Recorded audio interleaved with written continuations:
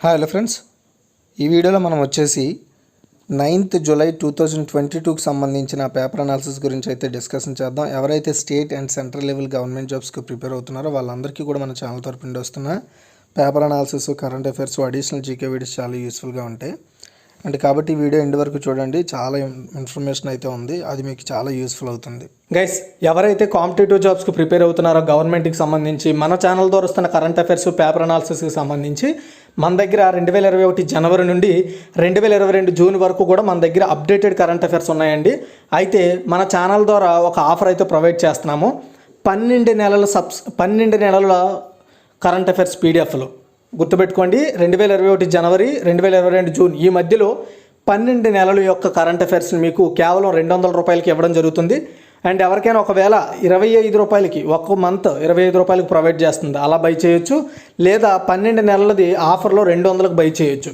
ఎవరికైనా ఇంట్రెస్ట్ ఉంటే మట్టుగా ఈ నెంబర్కి మీరు ఫోన్పే చేయండి. అమౌంట్ని చేసిన అమౌంట్కి సంబంధించిన స్క్రీన్ షాట్ తీసి కింద కనబడుతున్న వాట్సాప్ నెంబర్కి మీరు వాట్సాప్ చేశారనుకోండి, స్క్రీన్ షాట్ని చేసి అక్కడ మెన్షన్ చేయండి ఎప్పటి నుండి ఎప్పటి వరకు కావాలనేది. అండ్ అలా చేసిన తర్వాత 24 అవర్స్లోగా మీకు సంబంధించిన పీడిఎఫ్లు అయితే ప్రొవైడ్ చేయడం జరుగుతుంది, గుర్తుపెట్టుకోండి. ఓకే, సో మీకు ఆఫర్ ఉంది అండ్ ఈచ్ మంత్ 25 రూపీస్ కూడా అవైలబుల్లో ఉంది. మన ఫస్ట్ ఆర్టికల్ చూసుకుంటే ఆఫ్రికాలో మరో ప్రాణాంతకర వైరస్ అండి. చూడండి, ఎబోలా, కరోనా, మంకీ పాక్స్ ఎదుర్కొనేందుకు ప్రపంచ దేశాలు తీవ్రంగా కష్టపడుతున్న టైంలో మరో ప్రాణాంతక వైరస్ అయితే వెలుగులోకి వచ్చింది. సో ఆఫ్రికాలోని గానాలో మార్బర్గ్ వైరస్ను కనుగొన్నారండి. ఏంటండి మార్బర్గ్ వైరస్? 2 వారాల క్రితం ఈ వైరస్ సోకిన 2 బాధితులు తాజాగా చనిపోయారు. ఈ విషయాన్ని ప్రపంచ ఆరోగ్య సంస్థ ధృవీకరించింది కూడా. ఎబోలా కుటుంబానికి చెందినదే ఈ మార్బర్గ్ వైరస్ కూడా. అండ్ గబ్బిలాల నుంచి మనుషులకు వ్యాపిస్తోంది ఇది. ఈ వైరస్ సోకిన జంతువులు, మనుషులు స్రావాలను నేరుగా తాకడం వల్ల సంక్రమిస్తుంది. వైరస్ సోకిన 2 నుంచి 21 రోజుల్లో అయితే ఆ లక్షణాలు అనేవి బయటపడతాయి. జ్వరం, రక్త విరోచనాలు, చిగుళ్ళు నుంచి రక్తం గారడం, శరీరంలో అంతర్గత రక్తస్రావం, కండ్లు ఎర్రబడడం, మూత్రంలో రక్తం, తలనొప్పి, ఆయాసం వంటివి ఈ లక్షణాలుగా ఉంటాయి. మరణాల రేటు 88% వరకు కూడా ఉండొచ్చు అంట. అది లైక్ కరోనా టైప్ ఇది కూడా. సో కరోనాలో కూడా 80%, ఇంకా కరోనాలో 50-50 కూడా ఉండేది. ఇందులో ఏకంగా 80% డెత్ రేట్ ఉంటుందని చెప్తున్నారు. సో గుర్తుపెట్టుకోండి, ఎబోలా కూడా ఈ ఆఫ్రికా నుండి వచ్చిన వైరస్సే. కాబట్టి ఇప్పుడు అందులోని ఈ కొత్త వైరస్ కూడా చేరడం జరిగింది. దీని పేరు మార్బర్గ్ వైరస్ అండి. దీన్ని WHO కూడా ధృవీకరించడం జరిగింది. ఓకే, అండ్ దీని లక్షణాలు ఏంటో కూడా మీరు గుర్తుపెట్టుకోండి. తర్వాత లీగల్ సర్వీసెస్ అథారిటీ చైర్మన్గా జస్టిస్ నవీన్ రావు.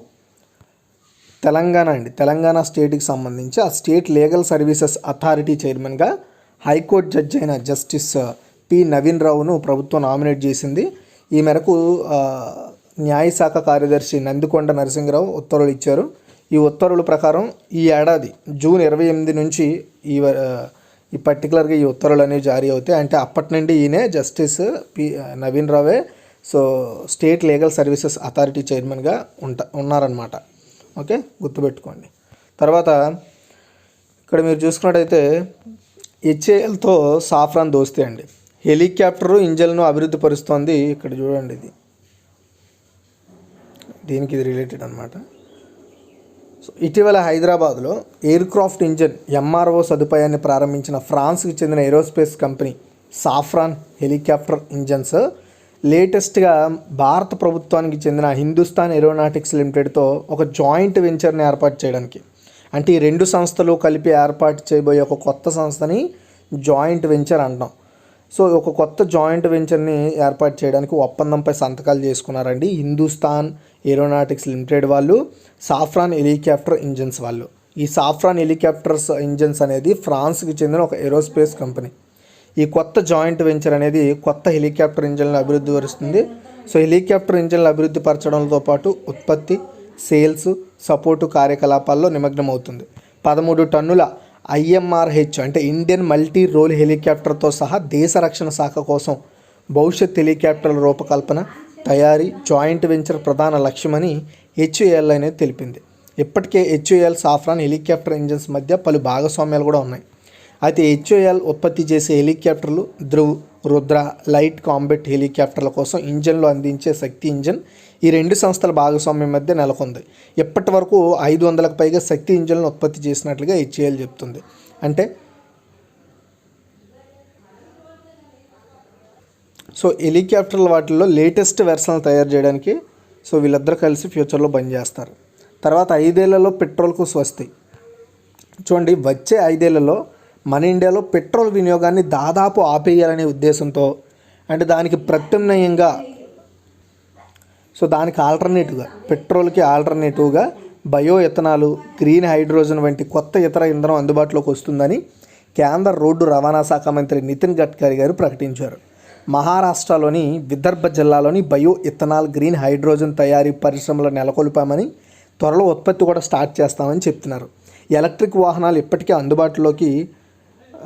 అందుబాటులోకి ప్రజల నుంచి పెద్ద ఎత్తున ఆదరణ లభించిందనే విషయాన్ని కూడా ఆయన మాట్లాడారు అక్కడ. అయితే ఇక్కడ ఒక విషయాన్ని మీరు గుర్తుపెట్టుకోండి. పెట్రోల్కి ఆల్టర్నేటివ్గా సో బయో ఇథనాల్ని, గ్రీన్ హైడ్రోజన్ వంటి కొత్త ఇంధనాలు అందుబాటులోకి తెస్తే పర్యావరణానికి ఎలాంటి ముప్పు అనేది ఉండదన్నమాట. సో అవి జీరో కార్బన్ ఉద్గారాలను ఉత్పత్తి చేస్తాయి. అంటే కాబట్టి వాటి వల్ల మన పర్టికులర్ ఏంటంటే ఆ వాతావరణానికి ఎఫెక్ట్ ఉండదు. కాబట్టి ఇలాంటి వాటిని ప్రోత్సహించాలని చెప్తున్నారు. సో ఆల్రెడీ ఇప్పటికే పెట్రోల్లో సో బయో ఇథనాల్ని కలుపుతూ ఇప్పటికే హిందుస్థాన్ పెట్రోలియం వాళ్ళు సేలింగ్ అయితే స్టార్ట్ చేశారు కొన్ని ప్రాంతాల్లో. సో అది దానివల్ల కొంచెం పెట్రోల్ రేట్ ఫ్యూచర్లో తగ్గుతుంది. అండ్ మెల్లమెల్లగా ఈ బయో ఇథనాల్ను కూడా మనం వాడడానికి రెడీ అవుతాం అన్నమాట, గుర్తుపెట్టుకోండి. సో అయితే కొత్త తరహా వాహనాలను తయారు చేయాలని, ఈ ఇథనాల్కి, బయో ఇథనాల్కి రిలేటెడ్గా కొత్త వెహికల్స్ తయారు చేయాలని సెప్టెంబర్లోనే దేశీయ వాహనాల తయారీ సంస్థలకు, అంటే మన ఇండియాలో తయారు చేసే వెహికల్స్ తయారు చేసే కంపెనీస్కి బయో ఇథనాల్ అండ్ గ్రీన్ హైడ్రోజన్తో నడవగలిగే పూర్తి స్థాయి వెహికల్స్ని తయారు చేయాలని ఆల్రెడీ గవర్నమెంట్ అయితే వాళ్ళకి చెప్పడం జరిగింది.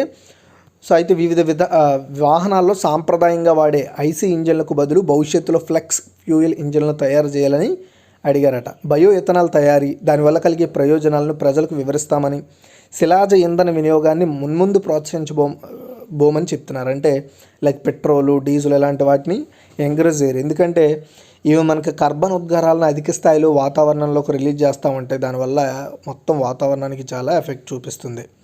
And ethanol ఆల్కహాల్ను ఇథనాల్గా పిలుస్తారండి. ఎథిల్ ఆల్కహాల్ను ఇథనాల్గా పిలుస్తారు.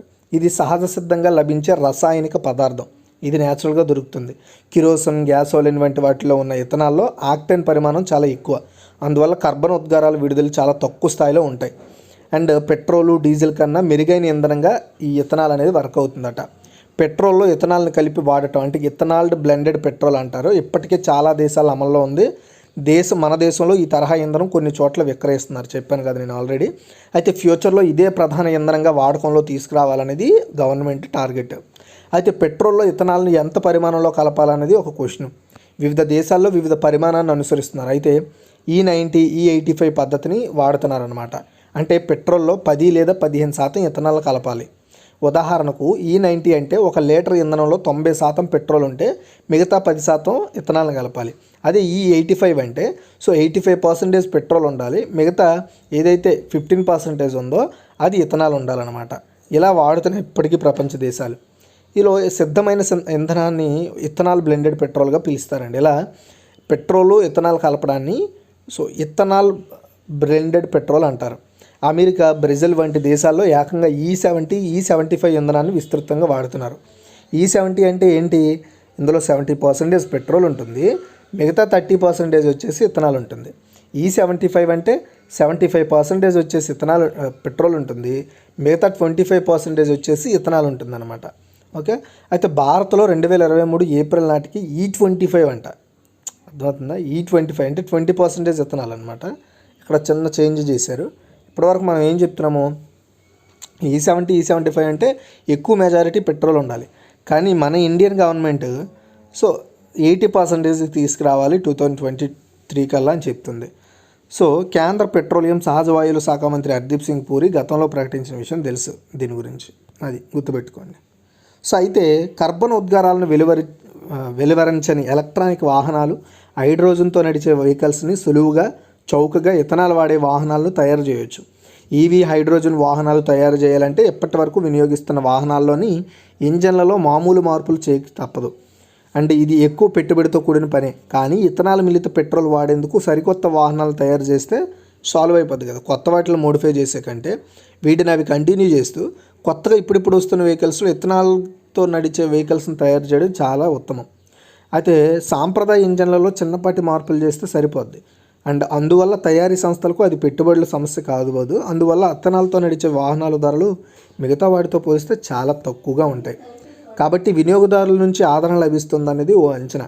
ఇథనాల్ మిళిత పెట్రోల్ వల్ల కార్బన్ ఉద్గారాల విడుదల కూడా చాలా పరిమితంగా ఉంటాయి. అందువల్ల ఈ వెదర్లో కాలుష్యం భయం అనేది ఉండదు. ఇథనాల్ ధర మహా అయితే లీటర్కు 61 రూపాయలు ఉండవచ్చు అంతే. ఈ ఇంధనం అందుబాటులోకి వస్తే పెట్రోల్ ధరలు కూడా తగ్గుముఖం పడతాయి. ఇథనాల్ అందుబాటులోకి వస్తే పెట్రోలియం దిగుమతులు గణనీయంగా తగ్గించుకోవచ్చు. అలా మిగిలిన నిధులను రైతుల ప్రయోజనాలకు వాడవచ్చు.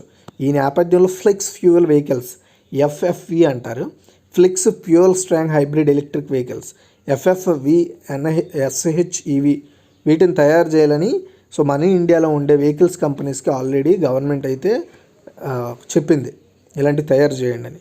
చూడండి, ఇప్పుడు పెట్రోల్ రేటు 120 ఈ రేంజ్లో ఉన్నాయి. బట్ ఇదే ఇథనాల్ అనుకో 61 రూపీస్కే వస్తుందట. ఎంత డిఫరెన్స్ అంటే హాఫ్ అమౌంట్ మీకు సేవ్ అవుతుంది. సో దీన్ని ఎంత తొందరగా అందుబాటులోకి తెస్తే అంత మంచిది. దీని ద్వారా మన ఇండియన్ గవర్నమెంట్కి కూడా చాలా తక్కువ డబ్బులు ఖర్చు అవుతాయి. సో ఎక్కువగా మనం పెట్రోల్ని లైక్ రష్యా, సౌదీ అరేబియా నుండి ఇంపోర్ట్ చేసుకుంటున్నాం కాబట్టి ఆ రేట్ అనేది అర్థమవుతుంది. ఇక్కడ మనకి ఫర్ ఎగ్జాంపుల్ మనం అక్కడ నుండి ఒక 70-80కి తీసుకొస్తున్నాం, ఒక 70 రూపీస్కి తీసుకొస్తున్నాం కాబట్టి ఇప్పుడు ఇది 61 అవుతుంది అన్ని ట్యాక్సెస్తో ఇన్క్లూడ్ అయ్యి. కాబట్టి మనకు సేవే కదా అమౌంట్, అదనమాట. సో కాకపోతే ఇథనాల్ని పూర్తి స్థాయిలో వాడడం అనేది ఇంకా స్టడీలో ఉంది. తర్వాత జాతీయ పతాక విక్రయాలపై GST మినహాయింపు. మనకి ఇండిపెండెన్స్ డే రాబోతుంది కదా, ఆగస్ట్ 15th. దీన్ని దృష్టిలో పెట్టుకొని మన భారత జాతీయ పతాకాలు విక్రయాలు ఉంటాయి కదా, జెండాలను అమ్మడం అనేది జరుగుతుంది కదా, వాటి అమ్మకాలపై వస్తు సేవల పన్ను నుంచి మినహాయింపు ఇస్తున్నట్లుగా ఆర్థిక శాఖ ప్రకటించింది. అంటే ఇన్ కేసు ఎవరైనా సరే ఈ పథకాలను అమ్మాలనుకోండి, అలా అమ్మే వాళ్ళకి ఆ ప్రొడక్ట్స్ మీద GST అనేది వసూలు చేయబడదు అని చెప్తున్నారు. సో మిషన్తో రూపొందించిన అంటే మిషన్తో తయారు చేసిన, పాలిస్టర్తో డెవలప్ చేసిన వాటన్నింటికి ఇది వర్తిస్తుంది. అక్కడ ఏంటంటే పతాక విక్రయం, పతాకం అది ఏ పతాకం అయినా సరే, అంటే మన ఇండియా జెండానే ఏ వస్తువుతో తయారు చేసినా సరే, పట్టు, ఉన్ని లేదా ఖాదీతో చేతితో తయారు చేసే జాతీయ పతాకాలకు ఇప్పటికే GST మినహాయింపు ఉంది. భారత జాతీయ పతాక నిబంధనలు 2022లో సవరణ తరువాత పాలిస్టర్ లేదా మిషన్ తయారీ పథకాలకు కూడా ఈ GST మినహాయింపు అనేది వర్తింపు చేస్తూ అంటే అప్లికేబుల్ చేస్తూ ఉత్తర్వులు ఇవ్వడం జరిగిందండి. ఓకే, గుర్తుపెట్టుకోండి. తరువాత కఫాన్ని పరీక్షించకుండానే క్షయవ్యాధి నిర్ధారణ. సరికొత్త పరీక్షను డెవలప్ చేస్తున్న NIRT అంటే జాతీయ క్షయ పరిశోధన సంస్థ. అంటే ఇక్కడ మీరు ఒక విషయం గుర్తుపెట్టుకోవాలి, ఎప్పుడైనా సరే NIRT మీరు ఈ షార్ట్కట్ ఫామ్స్ని కూడా మీరు గుర్తుపెట్టుకోండి. N అంటే నేషనల్ అండి. సో ఇప్పుడు మనకు టీబీని national institute of research on TB, ఈ ఇన్స్టిట్యూట్ అంటే ఈ సంస్థ సరికొత్త టీబీ పరీక్షను డెవలప్ చేస్తుంది. కఫాన్ని పరీక్షించాల్సిన అవసరం ఇందులో ఉండదు. యాక్చువల్గా ఇప్పటివరకు ఏంటంటే టీబీ ఉందా లేదా అనేది మన కఫాన్ని టెస్ట్ చేస్తారు. కేవలం రక్తం, మలం, మూత్రం లేదా ఉమ్ముని పరీక్షించడం ద్వారా ఇకపై ఈ టీబీని వెరిఫై చేయొచ్చు ఉందా లేదనేది. ప్రస్తుతం కఫాన్ని పరీక్షించి బ్యాక్టీరియాను ఐడెంటిఫై ద్వారా రోగికి టీబీ ఉందా లేదనేది తెలుసుకుంటున్నారు. రోగిలో ఇన్ఫెక్షన్ తీవ్రమయ్యాక శ్వాస వ్యవస్థలో కఫం ఏర్పడుతుంది. అర్థమవుతుందా? శ్వాస వ్యవస్థ అంటే ఎక్కువగా ముక్కులో అనమాట. శ్వాస వ్యవస్థ అంటే అక్కడ అనమాట. సో శ్వాస వ్యవస్థ అంటే ఏంది? ముక్కు అనమాట. ఈ ముక్కులో ఎక్కువగా కఫం అనేది ఏర్పడుతుంది అనుకోండి. గొంతు దగ్గర కూడా చాలామంది చిన్నారులు, వృద్ధుల్లో కఫం చేరదు. దీంతో వ్యాధి ఉన్నా సరే నిర్ధారణ, చికిత్సలు అనేవి తెలియదు. అంటే ఒకవేళ నార్మల్ కఫం చాలామందికి నార్మల్గా వస్తూ ఉంటుంది, ఆ టైంలో చాలామందికి తెలియదంట. అదే ఈ పర్టికులర్గా ఉమ్మునో లేదంటే వేరే ఇతరాద్ర వాటిని వాడుకొని టెస్ట్ చేయడం ద్వారా మనం ఈజీగా ఐడెంటిఫై చేయొచ్చు. అంటే మూత్రం కానీ, మలం కానీ, రక్తాన్ని కానీ. ఈ క్రమంలో క్షయను వెంటనే గుర్తించేందుకు వీలుగా సరికొత్త పరీక్షను డెవలప్ చేస్తున్నట్లుగా NIRT director doctor C Padmapriyadarshini announce చేశారు. రక్తం తదితర నమూనాల్లో బయోమార్కర్ల ఆధారంగా టీబీని గుర్తించే విధానాన్ని అభివృద్ధి చేసినట్టు national institute of health director, అండి. సో డాక్టర్ సురేష్ బాబు తెలిపారు. 2025 నాటికి దేశంలో క్షయను నిర్మించాలని ఇండియా టార్గెట్ కదా, దాన్ని రీచ్ అవ్వడమే దీని ఉద్దేశం. తర్వాత ప్రపంచ అథ్లెటిక్స్ నుంచి రష్యా అవుట్ అండి. ఉక్రెయిన్పై యుద్ధం కారణంగా రష్యా మరో పెద్ద క్రీడా ఈవెంట్కు దూరమైంది. ఈ నెల అంటే జూలై 24న స్టార్ట్ అయ్యే ప్రపంచ అథ్లెటిక్స్ ఛాంపియన్షిప్స్లో రష్యా అథ్లెట్లు పాల్గొనకుండా నిషేధం విధించారు. ప్రపంచ అథ్లెటిక్స్ సమైక్య అధ్యక్షుడు సెబస్టియన్ కో శుక్రవారం ఈ విషయాన్ని అనౌన్స్ చేశారు. రష్యా దేశస్తులు తటస్థ అథ్లెట్లుగా కూడా ఈ పోటీల్లో పాల్గొనేందుకు అవకాశం లేదట. సింగిల్గా కూడా పార్టిసిపేట్ చేయడానికి లేదు, అంటే దేశం తరపున కూడా పార్టిసిపేట్ చేయడానికి వీల్లేదు. Next defence exports touch 13,000 crore, అంటే రక్షణ రంగానికి సంబంధించిన ఎగుమతులు 13,000 కోట్లకు చేరుకున్నాయంట. అదేంటి ఒక్కసారి మనం చూద్దాం. చాలా ఇంపార్టెంట్ అండి ఇది, నిజంగా మన ఇండియాకి ఒక నెక్స్ట్ లెవెల్ డెవలప్మెంట్ అని చెప్పొచ్చు.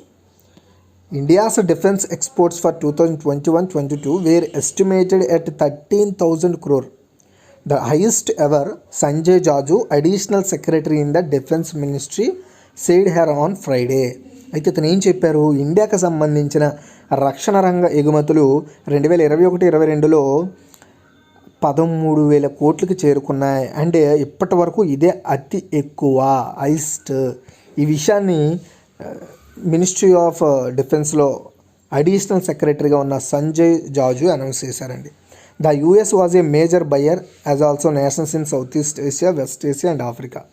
అయితే వీటిని ఎక్కువగా మన దేశం నుండి డిఫెన్స్ ఎగుమతులు కొనుగోలు చేస్తున్న అతిపెద్ద దేశము యుఎస్ అంట. తరువాత south east Asia countries, west Asia and Africa దేశాలు ఉన్నాయి. The private sector accounted for 17% of the exports, while public sector firms accounted for the rest, mister Jaju said. And earlier the private sector used to account for 19%, but now the share of defense public sector units had gone up, he added అని చెప్తున్నాడు. And while India's defense imports from the US have gone up significant by recent years, Indian companies have been increasingly become a part of the supply chain of US defense companies. Explaining the methodology of accounting the defense exports, Mr. Jazu said only components which needed defense authorization were accounted, listed under the SCOMIT 6 category. So several aviation components and dual use items which are not come under the list were not counted. In January, India signed a $374.96 million deal with the Philippines, its single biggest defense export order. రీసెంట్గా ఇండియాకి ఫిలిప్పీన్స్కి 374.96 మిలియన్లు ఈ defence export deal జరిగిందంట. ఇప్పటి వరకు జరిగిన అతిపెద్ద deal ఇదే. For the supply of the 3 batteries of sure based anti ship variant of the BrahMos supersonic cruise missile. On July 11th, Defense Ministry Rajnath Singh will inaugurate symposium and exhibition on artificial intelligence in defense, organized by the Department of Defense Production. Talking to Press Defense Secretary Dr. Ajay Kumar said 75 newly developed AI products and technologies having applications in defense would be launched. So ఇది మీకు నేను చెప్తాను, దీని గురించి already నేను news పేపర్లో చదివాను. So మీకు దీని గురించి చెప్తాను. ఆయన జూలై 11న డిఫెన్స్ మినిస్టర్ రాజ్నాథ్ సింగ్ గారు వచ్చేసి సో సింపోజియం అండ్ ఎగ్జిబిషన్ అయితే స్టార్ట్ చేయబోతున్నారు ఆర్టిఫిషియల్ ఇంటెలిజెన్స్ అండ్ డిఫెన్స్ మీద. దాని గురించి నేను చెప్తాను. అది పక్కన పెడితే మన రక్షణ రంగ ఉత్పత్తుల్లో ఎక్కువగా కొనుగోలు చేస్తున్న దేశం యుఎస్ అండి. తర్వాత సౌత్ ఈస్ట్ కంట్రీస్ ఉన్నాయి, వెస్ట్ ఏషియా కంట్రీస్ ఉన్నాయి, ఆఫ్రికా కంట్రీస్ ఉన్నాయి. అండ్ ఇప్పటి వరకు అత్యధికంగా 13,000 కోట్లకి చేరుకున్నాయట మన దేశ ఎగుమతులు, డిఫెన్స్ ఎగుమతులు. మన దేశంతో ఇప్పటి వరకు హైయెస్ట్ అగ్రిమెంట్ చేసుకున్న డిఫెన్స్ రిలేటెడ్ అగ్రిమెంట్స్లో ఫిలిప్పీన్స్ వచ్చేసి బిగ్గెస్ట్ డిఫెన్స్ ఎక్స్పోర్ట్ ఆర్డర్ని అయితే తీసుకుందండి. తర్వాత సత్వర సరఫరాతో లాభాల పంట. చూడండి, ఇక్కడ ఇంకొక విషయం చెప్పాలి. కొన్ని సంవత్సరాల క్రితం మనం వేరే దేశాల మీద ఆధారపడింది కాస్త ఇప్పుడు మన దేశం మీద వేరే దేశాలు ఆధారపడే సిచ్యువేషన్కి వచ్చాం. అది మీరు గుర్తుపెట్టుకోవాలి. అండ్ సత్వర సరఫరాతో లాభాల పంట. దిగుబడి వచ్చిన తరువాత వీలైనంత వేగంగా విపణికి రవాణా చేయలేకపోవడం, అంటే కొనుక్కున్న వాళ్ళకి లేదా అనుకున్న ప్రదేశానికి చేరలేకపోవడం దేశీయ మత్స్యరంగంలో ప్రధాన సమస్య అని చెప్పాలి. చేపలను పట్టిన తర్వాత త్వరగతిన విపణికి అంటే ఎవరైతే కొనుగోలు చేశారో లేదా ఎక్కడికైతే చేర్చాలో అక్కడికి చేర్చడం అనేది సో చాలా లేట్ అవుతుంది. దాన్ని కానీ మనము స్పీడప్ చేస్తే వినియోగదారులకు అందిస్తే అండ్ ఈ మత్స్య రైతులు చాలా బెనిఫిట్స్ పొందుతారండి. ప్రస్తుతం చేపల రవాణా అత్యధికంగా రవాణాదారి మార్గాలనే సాగుతోంది. దానివల్ల అధిక వ్యయం కానీ సమయం కానీ వెచ్చించాల్సి వస్తుంది. ప్రస్తుతం సామాన్యులకు అందుబాటులో ఉన్న మాంసపు ఉత్పత్తులు చేప మాత్రమే చాలా చాలా చౌకైందని చెప్పాలి. ఇప్పటికీ పెరుగుతున్న రవాణా ఖర్చుల కారణంగా రైతులకు చేపల సాగు గిట్టుబాటు రావడంలా, వినియోగదారులకు సరసమైన ధరలో చేపలు దొరకట్లా. ప్రస్తుతం ఆంధ్రప్రదేశ్లో చేపల ఉత్పత్తి వినియోగం 90-10 నిష్పత్తిలో ఉన్నాయి. ఉత్పత్తి అయిన చేపల్లో అధిక భాగం ఇతర రాష్ట్రాలకు ఎగుమతి అవుతున్నాయి. రోడ్డు రవాణా వల్ల అధిక వ్యయం కానీ కాలుష్యం కానీ ట్రాఫిక్ కానీ వీటి వల్ల లేట్ అయిపోతున్నాయి అన్నమాట. అదే ట్రైన్స్కో లేదంటే పర్టికులర్ కమర్షియల్ ఫ్లైట్స్ నుండో ఈ ఎగుమతులు జరిగితే చాలా తొందరగా స్పీడప్గా మనకి రిజల్ట్ అయితే వస్తుందన్నమాట. చేపలను రైలు మార్గాల్లో రవాణా చేయడం ద్వారా తక్కువ ఖర్చుతో అనుకున్న టైంకి వీటిని తరలించవచ్చు. ప్రభుత్వాల నుంచి అందుకు తగిన ప్రోత్సాహం కూడా ఉండాలండి. మత్స్య వ్యాపారులు రోడ్డు మార్గానే ఎక్కువగా ఇంట్రెస్ట్ చూపిస్తారు. ఎందుకంటే మరి రైలు నుండి ఎలా చేయాలి ఇదంతా కొంచెం ప్రాసెసింగ్ పని కదా, కాబట్టి లేట్ అవుతుంది. రైల్వే శాఖ కిసాన్ రైలు కార్యక్రమంలో భాగంగా పాలు, పండ్లు, కూరగాయలు, మాంసం ఉత్పత్తులు, కోడిగుడ్లు రవాణాకు ప్రత్యేకంగా రైళ్లను కేటాయించింది. చేపల రవాణాను మాత్రం పక్కన పెట్టేసింది. రవాణా రుసుములో 50% రాయితీ కల్పిస్తున్నందువల్ల కిసాన్ రైల్లో పండ్లు, కూరగాయలు తరలింపులకు రైతులు, వ్యాపారులు అధికంగా ఇంట్రెస్ట్ చూపిస్తున్నారు. అంటే ఫర్ ఎగ్జాంపుల్ యాక్చువల్గా చేపలను ఆ ప్రదేశానికి తీసుకెళ్ళడానికి ఒక 100 రూపాయలు అవుతుంది అనుకుందాం, లీస్ట్ అమౌంట్లో 100 రూపాయలు అనుకుందాం. కానీ 50% రైల్వే రాయితీ ఇచ్చింది కదా, దానివల్ల ఏమవుతుంది 100 రూపాయలు కాస్త 50 రూపాయలకి ఎక్స్పోర్ట్ అవుతుంది. అంటే ఇక్కడ రైతుకి 50 రూపాయలు లాభం ఎక్స్ట్రా, అతనుకున్న లాభంతో పాటు ఇంకొక 50 లాభం. కాకపోతే ఇక్కడ మత్స్యకారులను ఎగ్జంప్షన్ చేశారు రైల్వే వాళ్ళు. అయితే కేంద్ర ఆహార శుద్ధి పరిశ్రమల మంత్రిత్వ శాఖ ఆ రాయితీలను అందిస్తోంది. మత్స్యకారులు అంటే సో రైల్వే శాఖ ఇవ్వట్ల, ఆ మొత్తాన్ని ఆ 50% వచ్చేసి కేంద్ర ఆహార శుద్ధి పరిశ్రమల మంత్రిత్వ శాఖ భరిస్తోంది. మత్స్యకారులు, చేపల రైతుల కోసం తెచ్చిన ప్రధానమంత్రి మత్స్య సంపద యోజనలో భాగంగా చేపల రవాణాకు అలాంటి ప్రోత్సాహం అందించాల్సిన అవసరం ఉంది. దానివల్ల రైతులకు, వినియోగదారులకు మేలు కలుగుతుంది. అధిక ఉత్పత్తి ఉన్న ప్రాంతాల నుంచి సరుకులను ఎక్కువ డిమాండు, తక్కువ ఉత్పత్తి ఉన్న ప్రాంతాలకు చేర్చడం కిసాన్ రైలు ఉద్దేశం అండి. కిసాన్ రైలు దేనికోసం అండి? సో ఎక్కడైతే డిమాండ్ ఉందో అక్కడికి ఇక్కడ చేసే అంటే ఇక్కడ ఫర్ ఎగ్జాంపుల్ ఏపీలో ఉత్పత్తి అవుతున్నాయి చేపలు, దాని డిమాండ్ ఫర్ ఎగ్జాంపుల్ ఏ మధ్యప్రదేశ్లోనో బీహార్లోనో ఉంది, అక్కడికి తక్కువ డబ్బుల్లో ఆ ప్రాంతాలకు చేర్చడం కిసాన్ రైలు ఉద్దేశం. తక్కువ రవాణా ఖర్చు అండ్ చాలా త్వరగా గమ్యస్థానానికి చేరుకోవడం, ఇది రైతులకు ఇంకా వాళ్ళ బిజినెస్ని ఎక్స్ప్లోర్ చేసుకోవడానికి వీలవుతుంది. కిసాన్ రైళ్లలో చేపలను ఈశాన్య రాష్ట్రాలకు పంపి తిరుగు ప్రయాణంలో అక్కడే ఉండే పండ్లు, ఇతర ఆహార పదార్థాలను రవాణా చేయొచ్చు. అంటే ఎక్కడి నుండి అక్కడికి, అక్కడి నుండి అక్కడికి డీలింగ్ కుదుర్చుకుంటుంది రైల్వే. అలా వాళ్ళ యొక్క బిజినెస్ని ఇంప్రూవ్ చేసుకుంటుంది. అందుకే రైల్వే మంత్రిత్వ శాఖ కూడా త్వరలో ఇలాంటి రైల్నే, గూడ్స్ రైల్ని ఇంకా ఎక్కువ ఇంప్లిమెంటేషన్ చేయాలని, ఎందుకంటే నార్మల్ కంటే వాటి నుండే ఎక్కువ మొత్తంలో లాభాలు వస్తున్నాయంట. అండ్ అయితే జలాశయాలు, ఇతర నీటి వనరుల్లోకి వదిలే చేపల పిల్లలు సహజసిద్ధంగా పెరుగుతాయి. సాగు చెరువుల్లో పెరిగిన చేపల కన్నా వాటి నాణ్యత, రుచి బాగుంటాయి.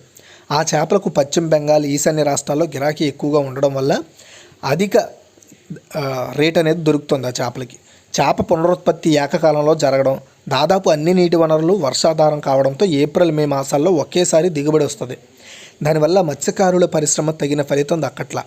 దానికి పరిష్కారంగా విలువ ఆధారిత ఉత్పత్తులను ప్రోత్సహిస్తే ఆదాయం గణనీయంగా పెరుగుతుంది.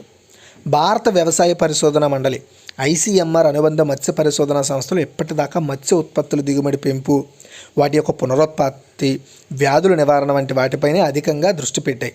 మత్స్య ఉత్పత్తుల రవాణాకు అవసరమైన మౌలిక వసతులు కల్పించడం కావచ్చు, అందుకోసం తగిన సాంకేతికతను అంటే టెక్నాలజీని డెవలప్ చేయడం, క్షేత్రస్థాయిలో వాటిని వినియోగంలోకి తీసుకురావడం వంటివి ఆ సంస్థలే చూసుకోవాలి.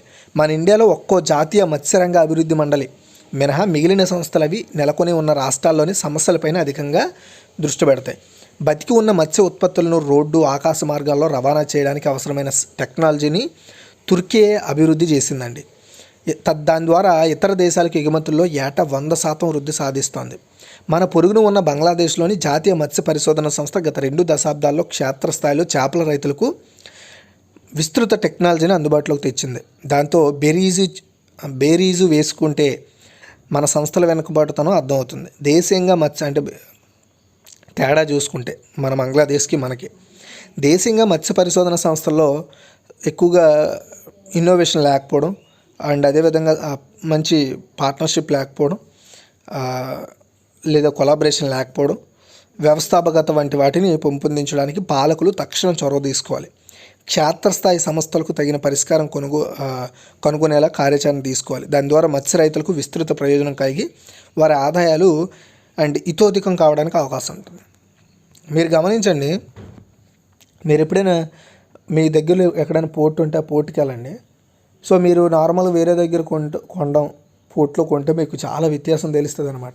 ఎంత తక్కువకి వచ్చేస్తున్నాయని. వాళ్ళు అంత తక్కువకి అమ్మడానికి గల కారణాలు ఏంటంటే చిన్న చిన్న మత్స్య రైతులు వాళ్ళు చిన్న చిన్న బోట్లలో వెళ్ళి పట్టుకుంటూ వస్తారు కదా. వాళ్ళు పెద్ద పెద్ద ప్లేసెస్కి అంటే మహా అయితే మన స్టేట్లో ఉన్న ప్రాంతాలకి ఎక్స్పోర్ట్ చేయగలరు. కానీ వేరే రాష్ట్రం కష్టం అయిపోద్ది. వేరే రాష్ట్రానికి వాళ్ళు ఎగుమతి చేసుకోవాలంటే ఎవడో పెద్ద వ్యాపారస్తుడు మధ్యలో దూరాలి.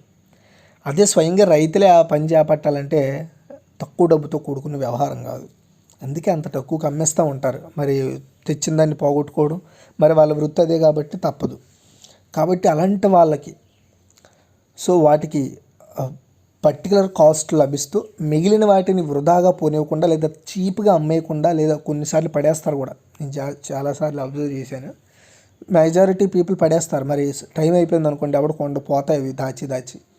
ఆ బదులు వాళ్ళు నేరుగా వేరే రాష్ట్రాలకు అమ్ముకునేలా చేయడానికి ప్రత్యేకమైన ఒక పోర్టల్ని ఏర్పాటు చేయడం, ఆ పోర్టల్లో వాళ్ళు రిజిస్టర్ అవ్వడం, ఎవరికైతే ఆ ఉత్పత్తులు కావాలో వాళ్ళ యొక్క డీటెయిల్స్ అందులో ప్రొవైడ్ చేయడం, వాళ్ళకి ఆల్రెడీ వాళ్ళు వేరే వాళ్ళ దగ్గర నుండి ఇంపోర్ట్ చేసుకుంటే ఇంకా వాళ్ళకి ఎంత కావాలో ఆ శాతాలను అక్కడ తెలియజేయడం, వాటిని రైతులు తెలుసుకొని వాళ్ళని డైరెక్ట్గా కాంటాక్ట్ అయ్యి వాళ్ళకి అమ్ముకునేలా అవకాశం కల్పించడం. సో లేదా వాళ్ళ మధ్యకి ఒక చిన్న సంస్థను ఏర్పాటు చేసి సమన్వయం చేయడం, ఇక్కడి నుండి అక్కడికి రవాణా చేయడానికి వెసులుబాట్లు కల్పించడం, ఇలాంటివన్నీ ప్రభుత్వాలు చేస్తే ఖచ్చితంగా ప్రతి రైతు లేదా ప్రతి మత్స్యకారుడు ఖచ్చితంగా దీని ద్వారా లబ్ధి పొందుతాడండి. ఓకేనా? ఇది ఓవరాల్ ఇన్ఫర్మేషను. సో మన చిన్న లైక్ బంగ్లాదేశ్ లాంటి దేశాలు, తుర్కియా లాంటి దేశాలు బతికున్న చేపలను వేరే ప్రాంతాలకి తరలించడానికి కొత్త టెక్నాలజీలను ఇంప్లిమెంటేషన్ చేస్తుంటే, కొత్త కార్యక్రమాలు లేదంటే కొత్త కార్యాచరణ వర్కింగ్ ప్రోగ్రెస్ని డెవలప్ చేస్తుంటే మన దేశం ఎందుకు వీటిని పట్టించుకోవట్లేదు అనేది కూడా మనం అబ్జర్వ్ చేయాలి. వాటి మీద ప్రభుత్వం పనిచేసేలా మనము ట్రై చేయించాలి. Thanks for watching this video. Share